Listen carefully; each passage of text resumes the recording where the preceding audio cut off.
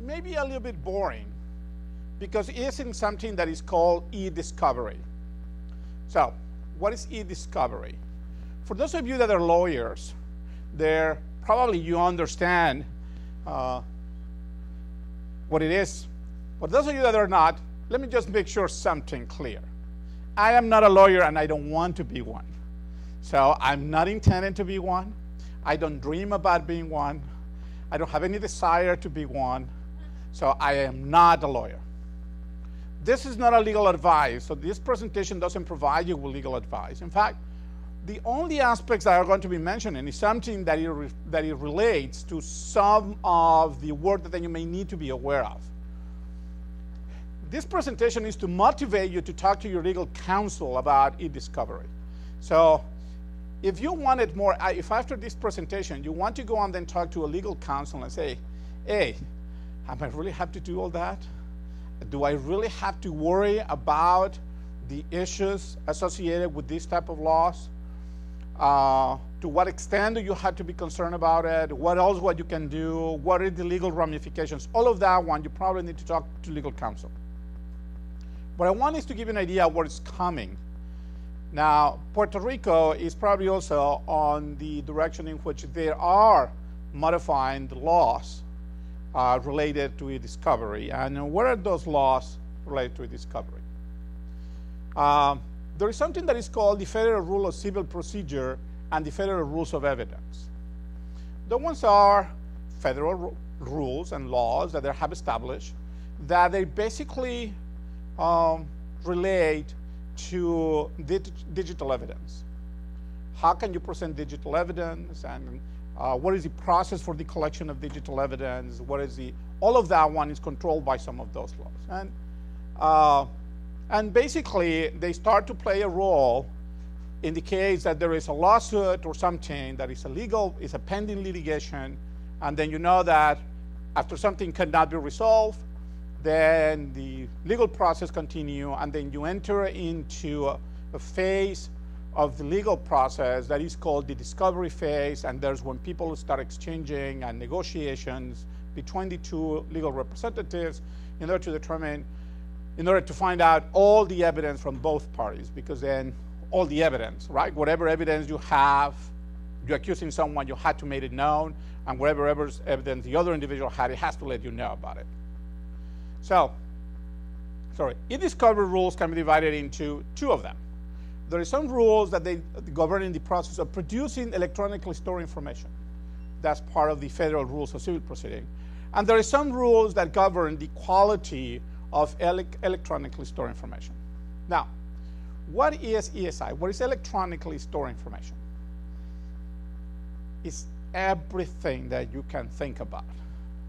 Everything that is in digital format, everything that is in any media, everything that is on whatever media it is that is electronically stored, right, is subject to these rules. There is a couple exceptions, but in general, that's what it will happen. Now, why does it affect us in IT? We're not lawyers, I agree. We're not the lawyers. But do you think that the lawyer is the one that is going to get that data? No. I don't think that the legal counsel is the one that is going to try to go to every firewall or some of the databases and try to extract that information. So when there is going to be one of those discussions, guess who's going to land into? IT. So what is going to happen is that at some point, if the organization that then you're working for has electronic information, it has information stored in any one of their systems, then if there is a litigation and is subject to discovery, they're going to call you and they're going to tell you all the information that they need, and then you will have to produce it. So there is a lot of legal stuff, a lot of ruling in there. We're not going to go through all of them. We don't have the time, right? But I think that then some of the ones that they are relevant. Some of the relevant rules for producing ESI. Rule 26, and there is another one. If you want to go, do the search, and then you will find a lot of those rules, and then you can interpret them any way you wanted it as your legal counsel. But Rule 26 requires automatic disclosure of ESI related to your claims and defenses. And there also addresses the scope of discovery. The scope of discovery is the one that is going to be negotiated by your lawyer, by your legal counsel. So at the end, what will happen is that your legal counsel is the one that is going to tell you what exactly is going to be the scope of the discovery. How does it affect you? Requires automatic disclosure of ESR related to those subject to that scope. Meaning that the lawyer is going to come to you and is going to ask you, if his email is going to tell you, I need all the emails that they were generated by this person, that they were sent to this person, as far as you can find them. Oops. Now, do you know where to find that? Oh, and by the way, we also want all the documents that this person probably sent in Word. Oh, and by the way, do we have any memos that they may have been sent electronically? We also need copies of all of that. So the scope of the investigation, the scope of what they're going to ask you, the scope of the discovery, also there's the one that is negotiated, right? It's going to determine exactly what they want it. What you have to do is to provide it. Now, you may say, oh, I just make copies of email. Nope. What you're going to be providing is something that is called evidence. So, do you remember what are the requirements for something that is going to be called evidence? So there are requirements of authenticity, there are requirements of integrity, there's all requirements of preservation, and all of that kind of stuff, right? So that refers to the second part, that is equality. But that one is the first one. There's another rule that is Rule 34. That rule allows another party to request ESI, store in any medium, and possibly translate it if it's necessary. So notice that then you're not talking about anything that then you have on your servers. This is also information that it may be stored in USB drives, removable drives, portable devices, your iPad, your iPhone, whatever is included within what? Within the scope of discovery. All right? That's what is the scary part. Agree? You had to provide it all. So, there is another part also. Rule 34 also discusses the format in which you need to present it. And if you're curious about it, is basically you had to provide it in a format that it will be readable, that it will be accessible. Basically, you cannot come and ask me for information and give it you in a format that you cannot read it. And there is a couple exceptions depending on how the media is, but those are exceptions that had to be addressed by the court, whether they grant you or not they grant you those things. But in principle, you had to make it accessible, right? The information that you provide, it has to be provided in that format. You had a question? Nothing.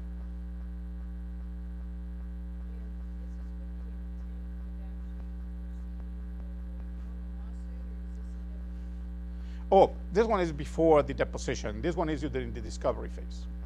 So, but as I say, I am not a lawyer. You don't have an option. Correct. I think that then what is important is that it's not whether you want to give it, they had to give that to you during discovery. So a part of the process of discovery is that then you can request all electronically stored information to be made available to you, period.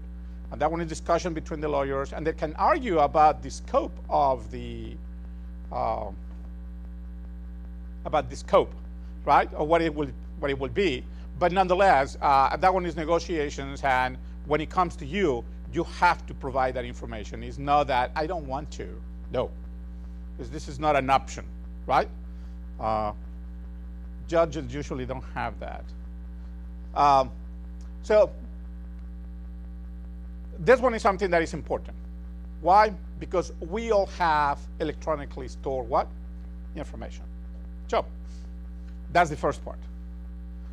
How about the quality? There is a couple rulings on the quality of electronically stored information. One is that required ESI to be relevant evidence. Oh, darn. Remember something that it was mentioning in there that you can dump a lot of stuff on an individual or something if they ask you, you give them everything, right? Even the kitchen sink? No, you can't. This is a ruling that says that you have to find, you have to clean that information, and you have to provide the only information that is relevant. So if someone come and ask you, we want all the emails from this person, and say, oh, okay, I will give you all the emails of the university. No, you have to provide only those ones that are relevant. That makes it more interesting, right? Agree? There is another ruling that is Rule 901 and 902, that is that you had to provide also testimony or documentation to authenticate the electronically stored information.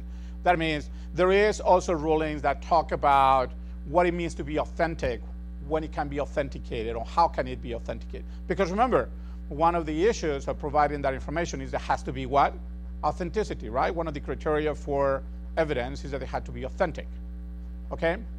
And there is a couple of rulings in there, additional rulings, 102, 103, and 104, that requires that the original or duplicate be produced unless there is an exception. The duplicate is another ruling. So basically what they say is that if you cannot produce the original, there is a provision in there that allows you to provide a duplicate, provided that the duplicate meets also other requirements. What do you think are going to be the requirements for the duplicate? Authenticity, integrity, right? So in other words, if you're going to provide a duplicate, it has to be a forensic duplication, right? It cannot just be a copy. You have to make sure that is done following certain protocols, right? Because otherwise, you cannot attest about the integrity of that information, correct? All right. Does all of those things sound familiar, or some of the things that you were doing during the digital investigation? Yes. So all of that, what it's telling us is that e-discovery is just a huge digital forensic investigation. So whether you wanted to have digital forensic capabilities on your organization or not, right? Because then you say, well, I don't care about security and nothing more. Okay, fine. Now, e-discovery comes on this big white horse, and now you have what? You may have no option, right? You have to do it. Now, there's many ways in which you can do it, of course. You can always do it internally up to as far as you can, or your other option is outsourcing, all right? But, so the question that then we have, are you ready for e-discovery? So, are we all ready for e-discovery? That means in terms of your organization, do you have everything that then you need in order to respond to an e-discovery request? It may be very small, it may be very large, it all depends on the scope, and it all depends on the litigation, all right? But the question is, are you ready for that? So the first question that then you have, that you may want to ask is, do you know what ESI you have? That means, if I ask you, what electronically stored information do you have on your organization? And of course, you know what I was going to ask you next. Where is it? So, if you say, yes, we collect emails. Emails may be subject to e-discovery. Say, fine. Do you have emails stored in your organization? Yes. Where are they? Well, some are on the server, some they're on backup, some there are on the individual workstations of the staff, some are on the computers that they have at home, someone they have it in portable devices, some people are using mobile devices and they have it in their mobile devices. Good for you. So how can you extract it? How difficult will it be for you to reproduce that information in case that then you're asked for it, right? So it's exactly the same thing that we were asking before for a digital investigation. Do you know what are your sources of information? What are your most valuable assets? What do you have and what you don't have? Now, something that is interesting is how much ESI data you have. Well, you have all the emails from the beginning of time. So you had to produce it all. No, But depending on what is the discovery, you have to produce everything that then you have that is within the scope. So if it's an email that a faculty member or staff member, all the email of a particular individual that is sent between, right? You had to produce it all. Now, it may not be necessarily all. You may be able to accommodate, and your lawyer may be good, and then it may reduce the scope. But if not, you had to produce them all. And then you have a few gigs or a few terabytes of email that is stored. Now you had to go through all that stuff. But then on backups, I don't have time to do that. You don't have excuses. I think that's what you need to understand. There is no excuses not to produce it. There is some exceptions, and that one your lawyer can negotiate on that. That's why I say I'm not a lawyer. But in principle, you better produce that stuff. The interesting issue is how easy can you provide a forensic duplicate of it? Because that's more likely what you will need to do, right? So now think about it. What is all that information? Where are you keeping information of all your users in terms of Word documents? Where are they? Or PDF documents, or documents that an individual generates, even their own email, right? Even if it's an individual, do you know where all that documentation is? And can you get access to that and then produce it? If someone has multiple computers that it accesses the network for multiple devices, then are you prepared to go through all of them? Right? I can tell you that when you are faced with one of these issues of e-discovery, as I mentioned before, it's not on the best of circumstances. It's usually what? On the worst of circumstances. So there is a lot of things that they can go wrong, right? And what is the fear? The fear is of what you may have omitted. So the question is not what you have, what you think you know you have, but the question is that, do you really know that then you have everything?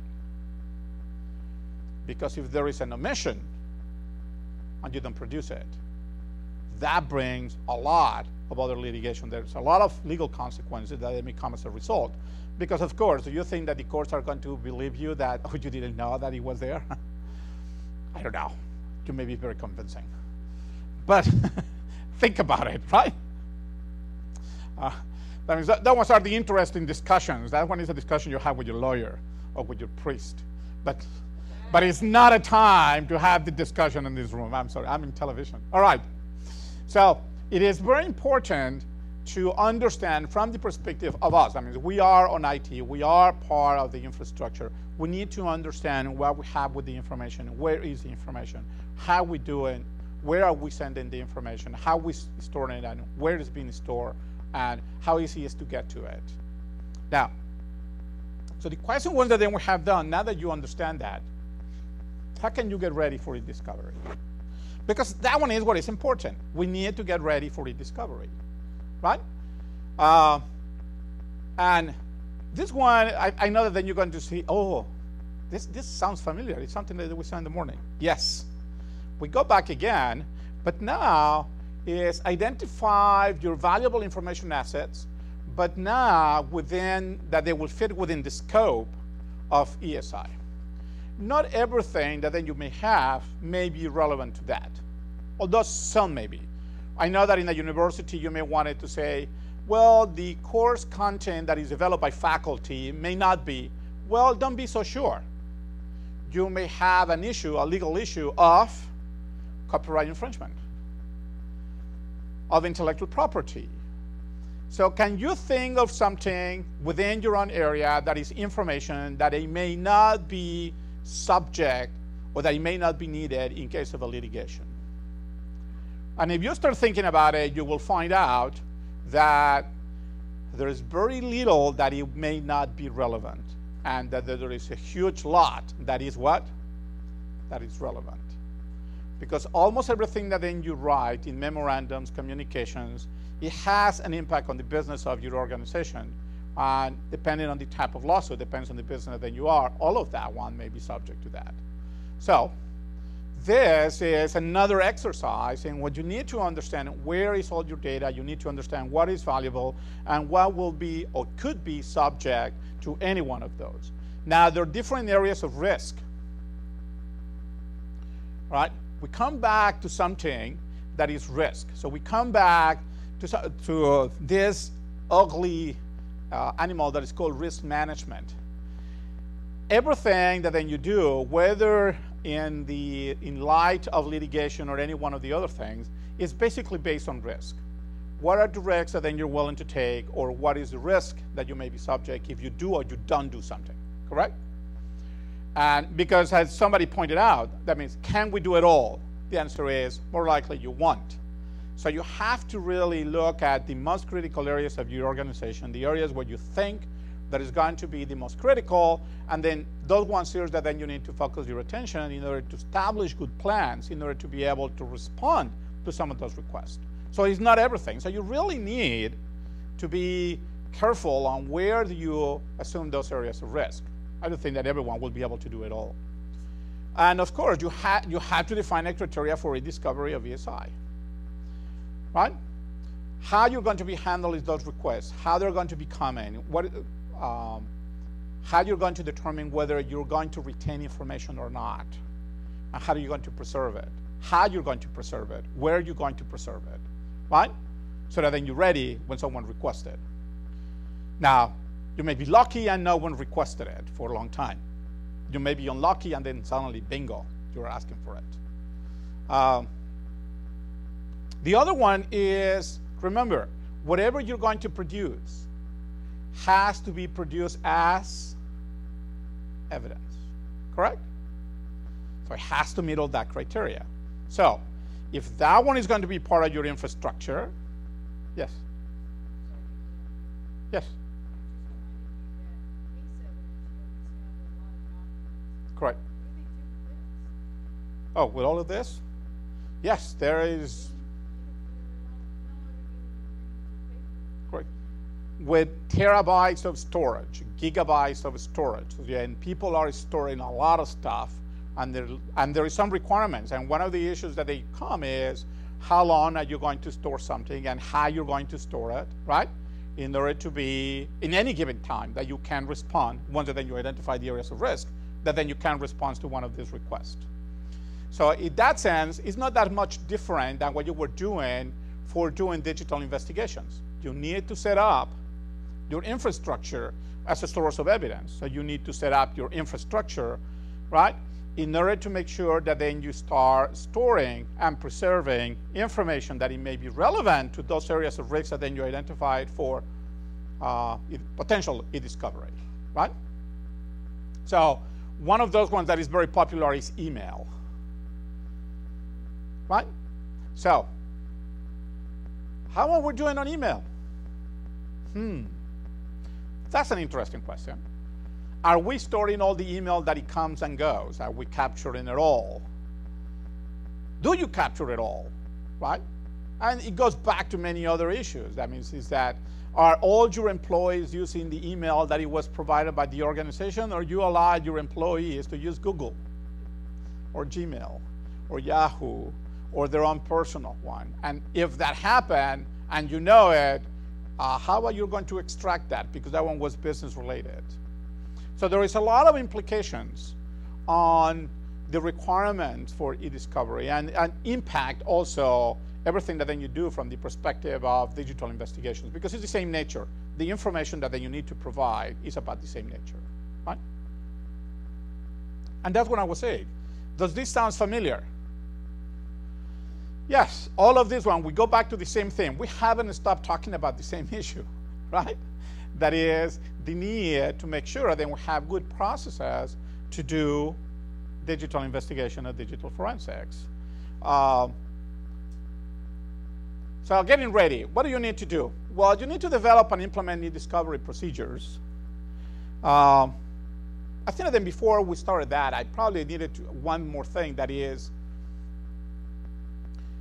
you need to do policy. Institutions need to set up or review their current policies of the use of technology within their organization to make sure that then you address potential needs of e-discovery. And that's when your lawyer may be a good companion, redeveloping that. Why? Because what you want to make sure is that by policy in the organization, you may be able to implement some policies that it will minimize the impact for the discovery and it still be within the legal framework, right? So that's why I'm not a lawyer. You need to talk to your lawyer on that. But that one is something that really is, I think it is really important that as you review all of these new policies for acceptable use policies on your organization about the use of technology, that then you include your legal counsel. So that then you can start addressing some of those issues, right? Some organizations have already started to address that. Some are not. It's not a trivial issue. It's not simple to address those issues. Also, because lawyers are starting now to get familiarized with the new rules, and they started now to understand what are the implications and what are the implications of technology. And people need to understand what the technology does and it can do, and it's not possible to do it. And the impacts to the organization on discovery could be tremendous, right? So the sources, it could be everywhere. It could be hard drives, it could be removable drives, it's your servers, it's your storage, it's your backups, it's your network, it's your logs. Everything can be there because everything can be related to a particular case. When you send emails, to just continue with email as an example, when you send emails, you have copies of the emails that then you send. You have copies of the individuals that then you send the email, right? Can you assert that every individual that then you send an email got the email? No. So what can you verify? What information do you have that you can tell me, no, I know that I sent it to 4,000, but I got what? 3,000 bounces. Okay. Something different is if you send it to 4,000 and then you get 20 bounces. Correct? Now, what you may not be able to assert is that those people, the 3,000 that got it, read it. Okay, that's a different story. All the email that then you sent was read by the individuals. Well, no. You don't read those things, right? But at least you know that they got it, and there is a way to get it. Who has that record? Yes. Oh, yes. That could be spam, right? So, but you have a record that then you send it. So your organization needs to make sure that then you have a record that then you send those, that they were delivered. You may not have an assurance that they read them, but at least you know that the emails were delivered to their mailbox, right? There's documentation that then you have. Where is that documentation? That documentation resides somewhere within your email infrastructure. And now you had to extract it. Correct? Yes.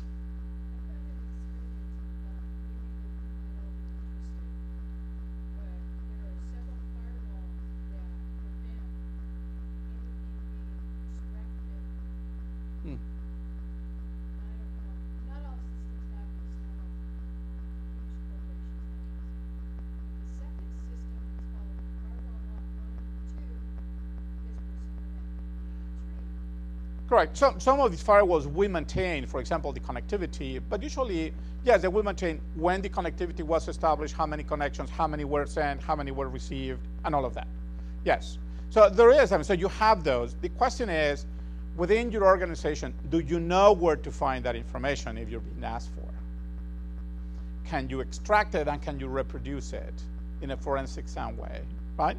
And that's a difficult challenge. I mean, that's a challenge. Do we know where that information resides within your organization?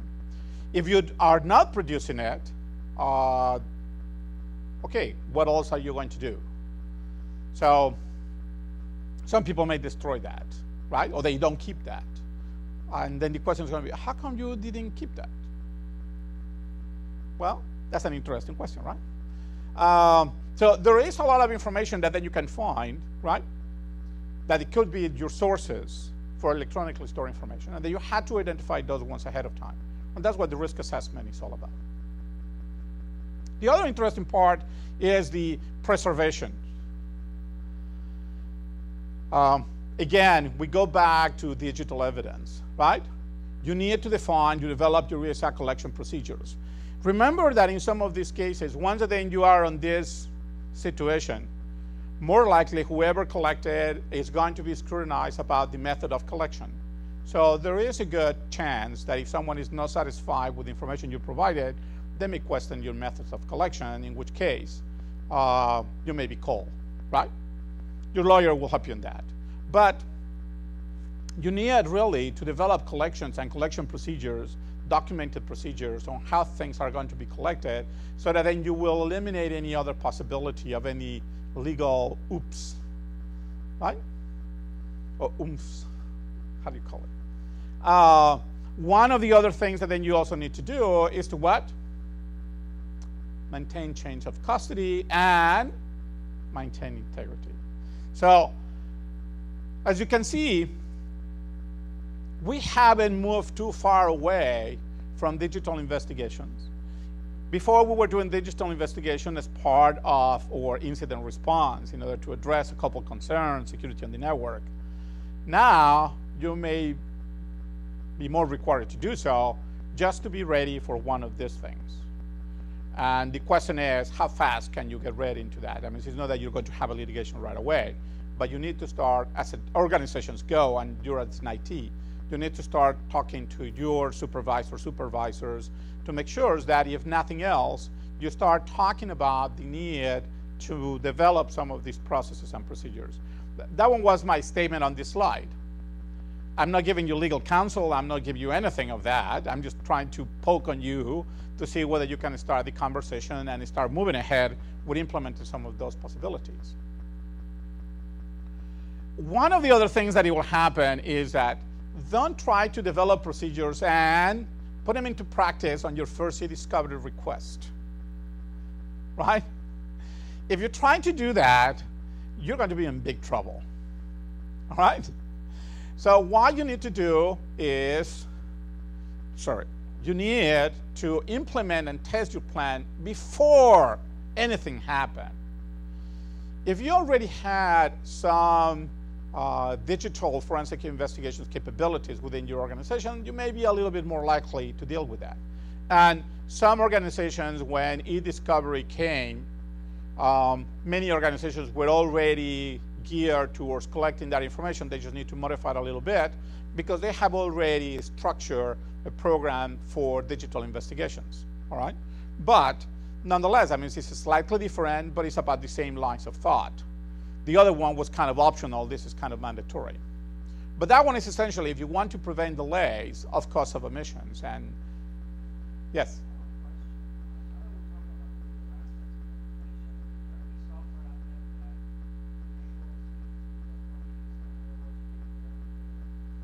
Yes. Okay, so that's the last part of the conversation. So then let's see how we're going to be doing it, right?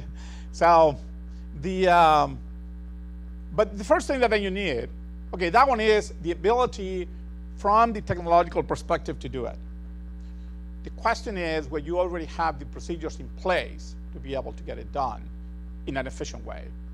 The technology may resolve some of those issues, provided that then you have an infrastructure that is already geared to work with those particular solutions.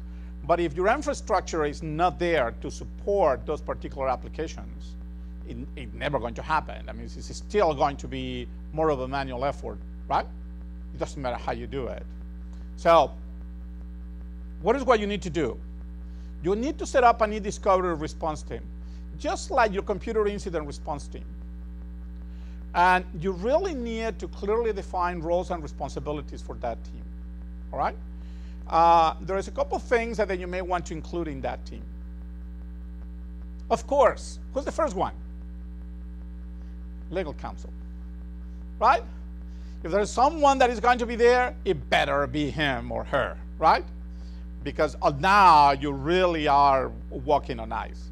So you want to make sure that you follow all the directions, that then you have the support that then you need to do that. You need to include all the people that then you have for risk management. Risk management is critical. Why? Because in all the decisions that then you're going to make, as we said before, you will not be able to address them all. You only will be able to address some of them. So you need to identify what are your most critical areas. You You need to identify your resources that then you plan to allocate to that, right? And whatever you don't do that, then in some of the other cases, you assume the risk. And that one is an institutional decision. It's not IT decision. It's not the only individual or the entity that has to make those decisions. But all of this, right? This is basically a decision that it has to be made by the organization. It's not me. It's not. It's not an individual decision. It's an organization because there is going to be a commitment from everyone. The next one that you have is information security. You want to say, why do you want those people? They're the ones that creating all these problems. Not really, but that's what they tell me. That before I appear in the scene, there were no problems with security. As soon as I was there, now there is all kinds of problems with security. All right? They say that they had a very happy life before I got into the scene. But nonetheless, I mean, you have all the issues associated. Information security is important because it's the one that is going to provide you with the comments or the support in order to ensure integrity, in order to ensure that then you have the right tools. Most of the things that then we do for digital collection or evidence collection and preservation, it happen within some of that organizations. Most of the incident response teams in many organizations are within the information security, or they're basically coordinated from the information security offices. And that makes sense, right? That means it's an entity within the organization that it looked from a very objective way at the security of the enterprise, the security of the organization in terms of their information assets. So it's, in that regard, it's a little bit more autonomous than the other ones, or just considered like that. You need IT because at the end, that means everything will have to come from there. Is that where all these things are happening, right? You need the collaboration of every entity on the organization to be able to pull some of these things through. Believe me, you really need every area. It's not one area. You need when you're involved in any discovery request, every sector, every organization within the university has to respond because it's going to be affected in one way or the other. We have resources that are distributed in all over the places, right? We have an incident that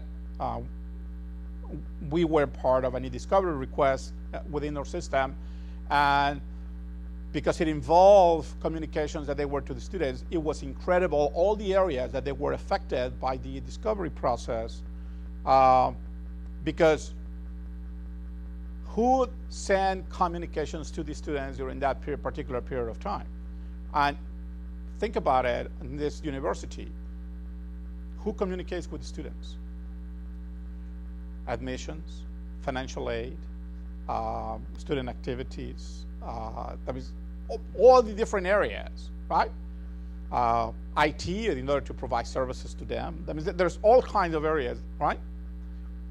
Register office registration, right? Everyone communicates with them. So in that particular request for a discovery that they wanted to know about all the communications that they were ever sent to the students during that period of time, every area across the campus that had some form of contact with those students were affected.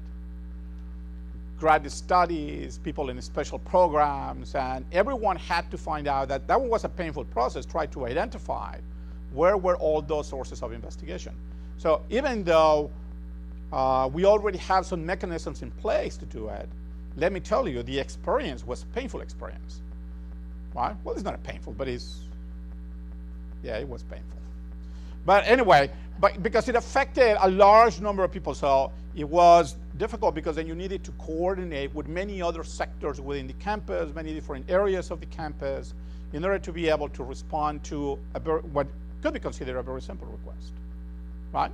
It was not a huge, it was a simple request, but nonetheless, it required a lot of knowledge, institutional knowledge, a lot of tracking, and being able to produce and corroborate a lot of information, and being able to produce information in a way that it was what? Authentic, and that then we can validate its integrity. And that one was the difficult part. Yes? Is there any special certification or that the person, people that The, not really. The only thing that then you want is people that, well, usually the people that then we have in there were mostly management. Because most of the decisions that they will need to be made will be along that direction, right? This ones are directions of policy to some extent. Is complying with policy, and it's not up to a technician or something to say, I don't have time to do it. When you arrange that team and that team is put together and then you have a new discovery, it's time to work, right? It's time to respond. Because remember, now you're really on a legal, you have a legal request that then you have to respond to. So whatever is decided, this is a group of people that is going to ensure that it gets done, correct? Oh, there was a couple other things that I wanted to talk to you. How would you do it? Someone asked me about it. Okay, e-discovery came, and then people start talking about enterprise systems. Even on digital investigations, there is a couple companies that they have developed these products that then you can deploy an agent, that you send an agent that is stored in every computer, and then you can do real-time forensic investigations. So you are constantly collecting information in real time on live systems. So whatever there is a computer that becomes compromised, or you know something about it, you through a central console can request and get a digital image of that computer being done and is being sent to you, okay? So there are enterprise systems like that. There's several of the enterprise systems that then you find. That means that they were developed precisely in order to do that type of analysis. And some of the large corporations have them, right? Are they expensive? Some are not. But it requires an infrastructure. What is the infrastructure? They're required to be able to have one central console, and then you're required to have agents that are deployed in all those computers, and then you're really monitoring all of them, correct? Now, you need personnel that it will be monitoring that. You need personnel that it will be able to tell you when something happened and it extracts that evidence, and then you just move that and start doing the analysis, right? When e-discovery came about, many of those companies develop or they modify their agent so that then you can do e-discovery request in real time if you have all of that system distributed. Again, what you will be able to do is to extract information that then you already identified in particular individuals. You still had to do one thing. Where that particular information resides? And the agent, you can put it and say, find me all the locations and all the computer workstations where that information may be. If you're lucky, that means that you installed the agent precisely on those computers that they were subject to discovery. Oh, how lucky you are. If you're not, guess what? You've invested this tremendous amount of money in that technology, and you still had to find it by hand, right? So, and that's what planning is really critical and is really important.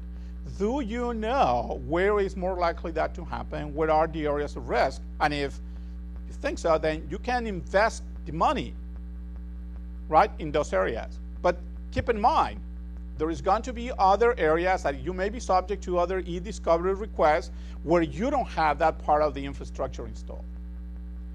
In that case, you still need to go through the exercise of determine where is your information, how is it stored, where is it stored, what do you have, and how much do you have.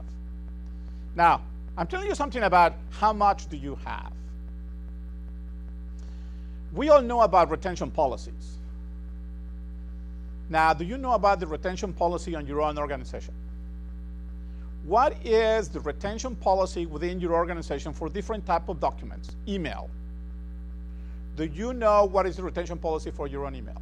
You as an employee. After how many days can you delete an email? After how many years can you delete an email?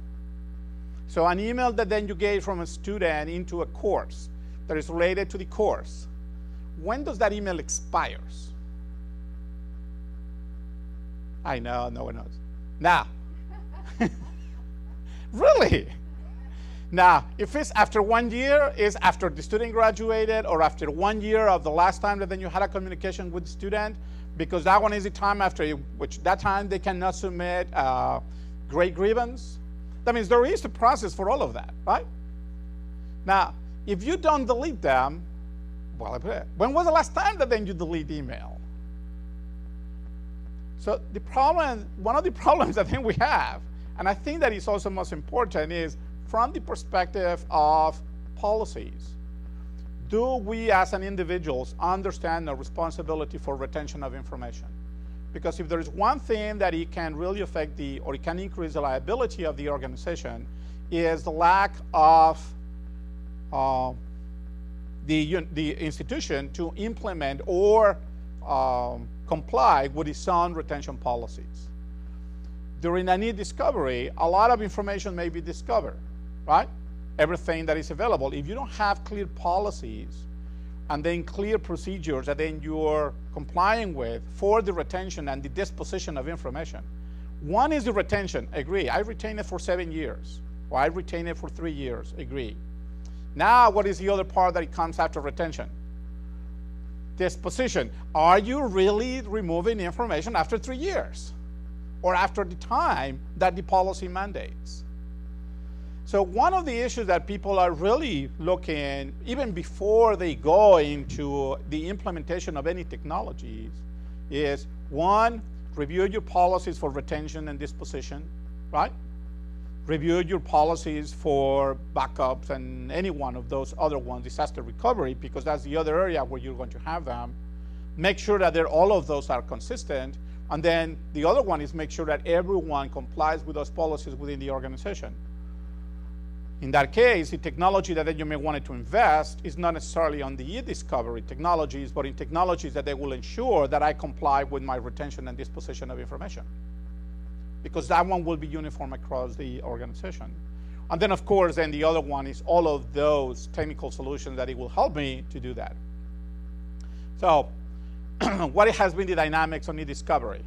The dynamics of discovery has been that after all of this one came about, if you type on the computer on Google, and remember everything that you type in Google, Google remembers. E-discovery, you will find thousands, hundreds of companies that now they're providing you with support on how to do your what? Your e-discovery request. And let me tell you something. There is a lot of valuable information that then you can obtain from individuals that they can help you with your e-discovery. What they're going to do, they're going to ask you to go through this exercise. Identify your risk, identify your assets, try to identify them. But in other situations is that you will have a company, and you always come back to the other point. Do you want to do it in-house? Is cheaper to do it in-house? Or is better to have someone that they will be able to do it when you need it? And that one is, again, the gist of that, right? You need to find out what is most cost effective. So those organizations, they have developed procedures, and I know that there is a couple of people here in Puerto Rico that they do that they would be happy to assist you in developing your plan for the discovery. They're also involved in digital investigations, so they can assist you in that. But again, don't think that they're going to come with a magic bullet and they're going to resolve your problem in one visit. The organization is the one that has to identify the assets. The organization is the one that has to define the risk. The organization is the one that has to define the plans. The organization is the one that has to provide the policies. You provide the assistance from the consultants, but at the end, it's the organization that has to comply with the requirements and has to meet those standards. So it's really interesting the dynamics that it has happened, and of course, do we have, as we do it over and over again, do we have the elements of the infrastructure, right, in place? And that's also where a consultant will help you. And it may take you some time. I don't think that an organization will be able to comply with the discovery requirements or set up an e-discovery plan in a weekend or in a month. It may take you a couple months or even a couple years to be able then to implement policies, modify your infrastructure, and do it all in a way where now you're lining up right? In a direction where now you can feel more comfortable. The good thing about it is that if you start working early on, right, then by the time that some of the requests come, you'll be much better prepared to deal with it than if you're not. And that was the idea of this presentation. I know that I scared the heck out of all of you, and that was the idea. But, right?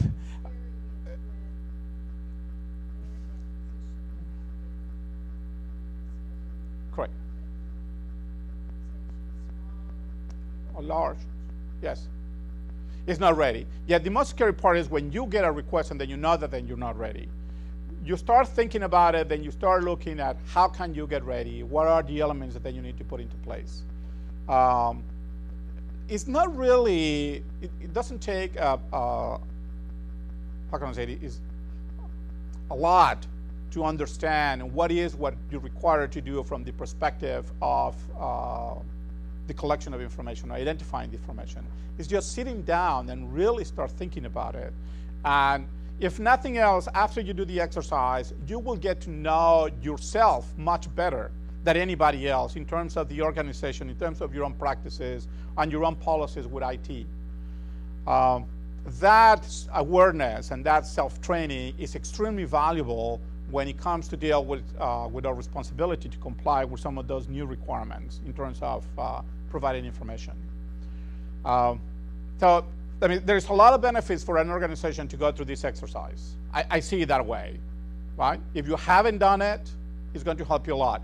And of course, it's not only for e-discovery. I want for you to have the idea that don't do the exercise only for e-discovery. Don't do the exercise only because then you want to do digital investigations. Do the exercise because then you really want also to plan for a disaster recovery plan for your own organization. All of these exercises, if you look, if there is a common theme in all of them, something that is in common is where are your valuable assets? What is valuable for the university? What are your areas of risk? And all of those ones will be the same areas that they will come to the surface when you try to look for disaster recovery plans, when you try to do your business continuity planning for IT. For all of those, all of that one is exactly the same theme. How are you protecting it? How are you doing with them? So don't think about e-discovery to be one more requirement within your organization, but think of e-discovery as to be part of making sure that then you start building resiliency within your IT infrastructure. So if you want to consider your organization from the perspective of survivability and resiliency of your IT services, you have to include all these elements in it. That will prepare you much more for anything, right? Knowing your IT infrastructure, and not being prepared for all of those plans. And that's what you need to do. Yes?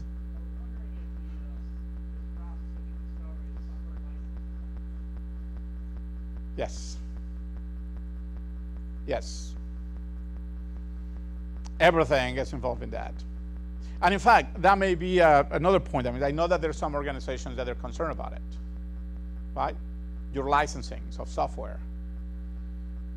As yourselves, and there has been already litigation against organizations because they have failed to comply with licensing agreements.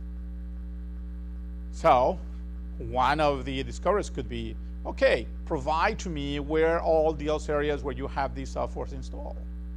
How many licenses are you really using? Are you using more than the ones that they were provided to you, the ones that you pay for? Right? That's how you're controlling the licensings. And that means there's very simple things, but they're coming up to play. So there's many aspects of the technology, but it's like I said, I mean, is that planning for this, don't look at that one as a separate planning, but then look at that as an integrated planning of your own organization. And then you want to make sure that then you're including some of these elements, because there is a recurring theme. All of that one is coming over and over again. That was the idea for me to pick those themes. I mean, it's because they're basically all linked. They're basically dealing with the same issues, right? Okay? Questions? No? All right. You want to take a 5-minute break? 15-minute break? Oh, okay. Okay. Oh, yeah. Yes. More questions? Yes.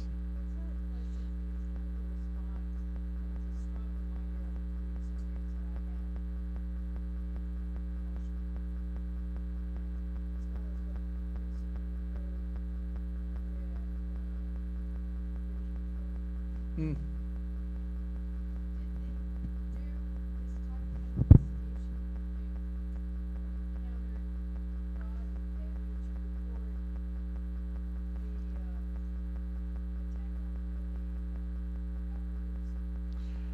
Oh, all of that one, yes. That means is that one of the things that then we started to look at it, in terms of investigations of IT, communications, and memos, and e-discovery, all of those is going to come up. I mean, as soon as in the lawsuit started flowing, right, then those companies, we will have to release any communications, and they were already part of those documentations that they would release, that indicated that there was communications between different people that reflected that there were some issues on security with the platform, right? Is that what you were talking about? So all of that one is covered to that. And the organizations had to comply. That means it's not that then you have an option to do it or not to do it. So one thing that then you may want to look at it is, where are you here? I mean, certainly this one was part of the federal law. One of the trends that is happening is that state laws are following with similar laws, right? For the, or how to handle and how to request electronically stored information. So it's not only that you're going to start seeing these requests come in through federal lawsuits, right? But you're going to start seeing it coming now everywhere. It's going to become a general practice, and people need to understand, as an organization, how do you defend yourself against that, or how do you deal with it? It's not how you defend. I mean, you have to be able to comply. I think that then most of the institutions do that, right? We all have a moral obligation, but then we have an obligation to comply what is required from us. But how do we better do it without putting the organization at risk? And that one is coming, so I think that then you will see more and more and more of this type of laws that they will be implemented. And my understanding was that in Puerto Rico, there was recently changes on similar laws for state laws that they reflect, or they're lining up along the same directions that federal law is.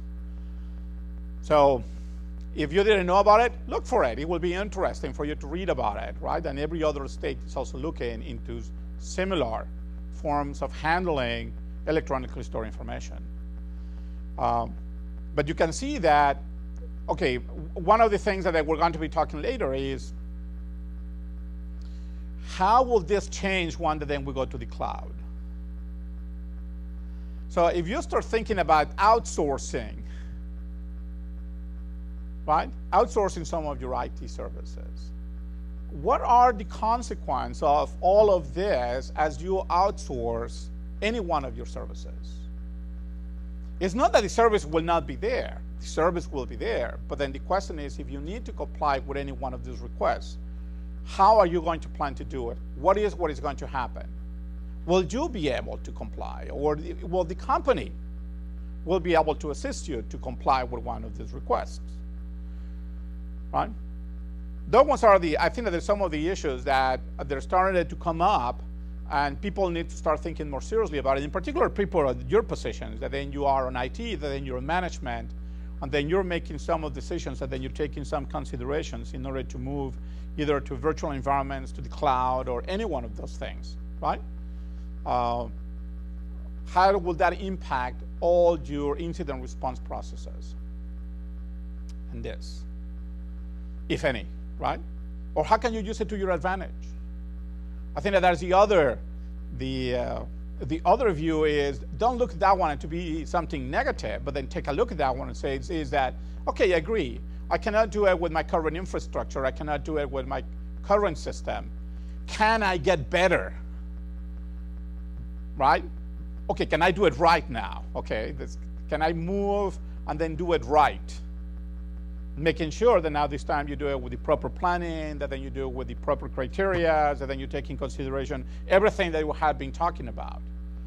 So some people look at the cloud as a challenge or a negative challenge, while other ones look at that one as an opportunity to improve some or to resolve some of the issues that they cannot resolve internally for whatever reason, right?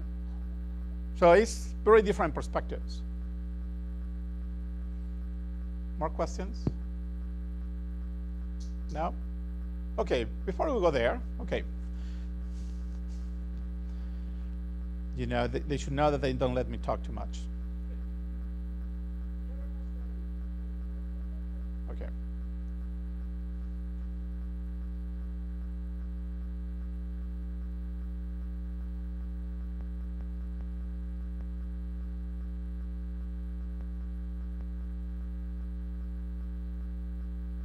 Okay. Last one, promise you. Yes, so we're on the last one. Challenges. Okay, there are a series of challenges that then we need to confront when we do a digital investigation. We'll mention a few of those ones in here, right? I can talk for those a little bit, but some of those ones are challenges within the organizations. Before we go into that there are some of the serious challenges reside with the organization. It has nothing to do with technology. It has to do with the way in which we as an individuals operate, the way in which we are changing the use of technology, the way in we are interacting now differently with different entities, either within or our own organizations or with other organizations outside, right? Other individuals. And or mobility, it's incredible. If you think about all the things that now you do in terms of communications, how many of you uses Facebook? Okay, but everyone is using Facebook. The new generation is using Facebook. Within the next couple of years, you will have to adapt your business processes within your office to accommodate that new culture. Many organizations at this moment, they're struggling with their presence on Facebook. How do you manage your own presence in Facebook? And many organizations have that, right? Government office have presence in Facebook, right? Universities have page. How many of you go into the Facebook for Sagrado? Right? Sagrado has a Facebook, right? Yes. And there is also a Twitter. So you also tweet. Well, not necessarily, but they tweet you. And there is a way that people promote activities. So when students are connecting to the internet now, they want to get information in real time of many things that are happening.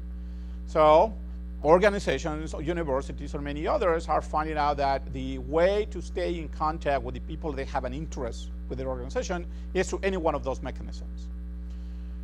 This event, it probably was sent a tweet if Sagrado had it, and if you subscribe, you will be getting tweets from every once in a while that you can read about presentations and conferences that are taking place in Sagrado. That one is a perfectly good use of Twitter. Agree? Same thing from Facebook. But that is changing the way that then we're doing business. Where are we capturing those communications? Where are they? Are we maintaining some control on the information that then we're sending out? Right? That means there are several reasons why we want to maintain control of the communications. One is to maintain quality. I want to make sure that whatever I send is at least is properly spelled, right? It has the right accents in Spanish. I don't know. It has the twiddle for the ñ. Now, there has to have something like that, right? That the communications is accurate, that the communications really reflect the character of the university, of the organization, and the institution. And that's fine. But where are we capturing any evidence of those communications? What are we capturing? How do we know? How do we maintain those controls? And then we start from there. So we need to modify that. That's one. The second one is the mobility of our own workforce, right? I know that you may think that is unusual for one person to be working on the office at the same time be tweeting with their children. No, that's happening all the time. People are multitasking, they have multiple devices, and they're connected in many different locations. Agree? So, if you're going to be presented with, not e-discovery, but if you want to be presented with situations that involve some of your employees, some of the staff, or some of those in which you're having all that type of communications, how you're going to proceed? Do you have policies? Do you have procedures and standards within your organization that address the use of those technologies? The other one is mobility. How many of you as a managers have access to all your resources in your office from your car? Right? That you can dial in and then listen to your messages, and then you can go and then do work from home, and then you can connect on your laptop anywhere, anytime. So mobility is now is not an issue. It's fantastic. You can do all your work from anywhere. You're not longer bound to one single location. What does that one does to your e-discovery request? How does that one changes the character of how you collect information and where do you store the information, or how do you track information? So as we start looking more towards the future, the technology is changing, but we're still thinking on the way that we want to preserve some information, or we want to control some information. We're still thinking about the old-fashioned way. We're still thinking about an individual that is nailed to a desk and to a workstation that is there, and that's the only one that they use to do their job. And the answer is that that paradigm has been broken. It's no longer true. So we need to modify everything that then we're doing, right? And move it forward to the new one that is mobility. So that little thing in there, those new devices, from the perspective of digital investigations, they're coming faster and faster and faster than when the skill of individuals can adapt in order to do analysis in those gadgets. And the question is that, you can say, oh, those devices are not being used on my organization. Is that true? No. Does anyone, that means people can use a Wii and then you get access to your network using a Wii. Did you know that? How do you do a forensic analysis on a Wii? Yeah, all of the, and it's not even at your place, right? So those ones are challenges that are coming. That means is that the rapid deployment of new devices, much different models, and lack of standards, uniform standards in order to collect information, that one is presenting a challenge for digital investigations. That's presenting a challenge for e-discovery. Because now, where is my data? Right? If an individual is using an iPhone, where are all those email messages? They're stored on the iPhone. I don't know where they're stored. iPhone, iPad, yes. Yes. Correct. And not the server. So, and that's one reason we were talking about. That means is the standards that then we're using as we deploy new devices, we are not really looking at them ahead of time. And they say, no, the institutions will support this type of technologies, but these ones will be the standards that then we will do in it, right? So that then you can maintain, if not some control, you will still maintain some knowledge of where the information is, that you can access it, and then you can comply with some of those requests in case that then you need it. So that is a major challenge, right?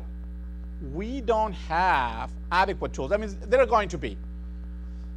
So if there's a phone, a new phone that it comes up today, yes, at this moment there is not a tool, but then 40 of you already have it, right? So how long is it going to take for that tool to be here? Well, it's going to take a couple months, probably, but during that time, what do you do? So, and also, remember, the skills of the individual is that one more thing that someone needs to learn how to use, right? It may be just one more plugin or something like that, but nonetheless, it's more training and more support from your technical staff. Okay. I leave you that one there. How about if we have a cup of coffee? That will give you time to think about some of those, all right? So let's have a break, and then we come back in 15 minutes. Okay, thanks.